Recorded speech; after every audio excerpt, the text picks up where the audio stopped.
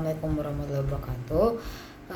Halo semuanya, perkenalkan saya Kesha Nazanas Dekanalo Putri Kasim dari kelas saya dengan NIM 9414240020. Pada kesempatan kali ini saya akan membahas kasus pinjaman online ilegal di Indonesia dalam mata kuliah ekonomi keuangan dan perbankan. Dalam video ini saya akan menjelaskan jenis vintage, kronologi kasus, risiko yang terjadi, penyebab, serta solusi dari sudut pandang regulator. Pinjaman online ilegal termasuk dalam kategori vintage lending atau peer-to-peer lending.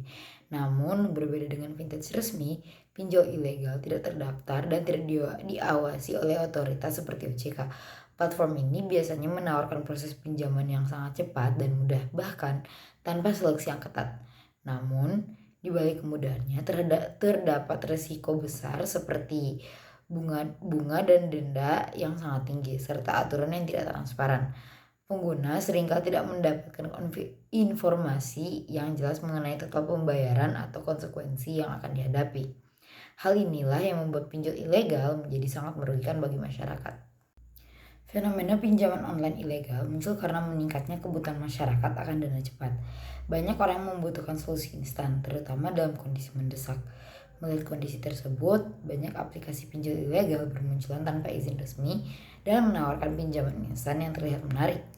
Namun, dalam praktiknya justru muncul berbagai permasalahan serius, mulai dari penagihan yang dilakukan secara kasar dan intimidatif, sehingga penyalahgunaan data pribadi pengguna. Selain itu, beban utang yang tinggi membuat banyak korban terjebak dalam lingkaran utang yang sulit diselesaikan. Kasus pinjol ilegal menunjukkan adanya berbagai risiko yang cukup serius dalam dunia vintage. Pertama, risiko hukum karena aktivitasnya tidak legal dan melanggar peraturan yang berlaku. Kedua, risiko operasional yaitu sistem yang tidak aman dan tidak memiliki standar yang jelas. Selain itu, terdapat risiko konsumen, di mana pengguna dapat mengalami eksploitasi melalui bunga tinggi dan tekanan dalam penagihan. Dan yang terakhir adalah risiko reputasi, yaitu menurunnya kepercayaan masyarakat terhadap industri vintage secara keseluruhan.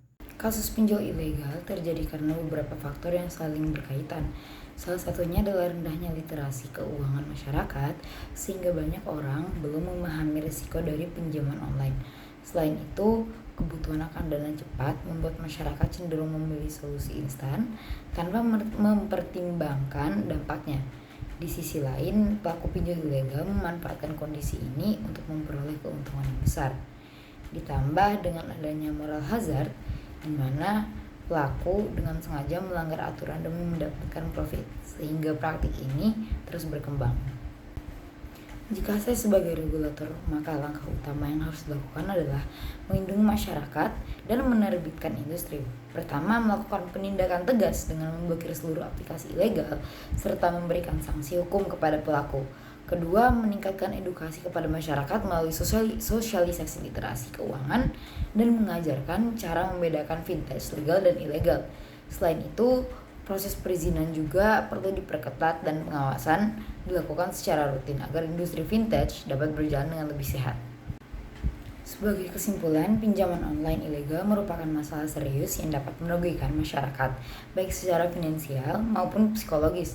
Permasalahan ini terjadi karena kombinasi antara lemahnya pengawasan, penyalahgunaan oleh pelaku, serta rendahnya literasi keuangan masyarakat. Oleh karena itu, solusi yang diperlakukan adalah regulasi yang kuat dari pemerintah, serta peningkatan edukasi kepada masyarakat. Dengan demikian, diharapkan penggunaan vintage dapat menjadi lebih aman dan memberikan manfaat yang maksimal bagi semua pihak.